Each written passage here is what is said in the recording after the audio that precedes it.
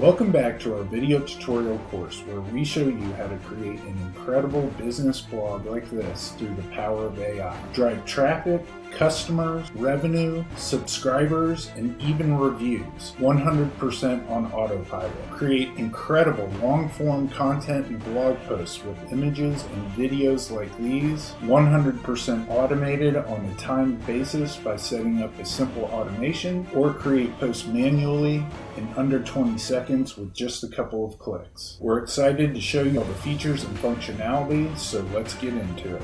In this video tutorial, we're going to take a look at the activity feature included in every blog.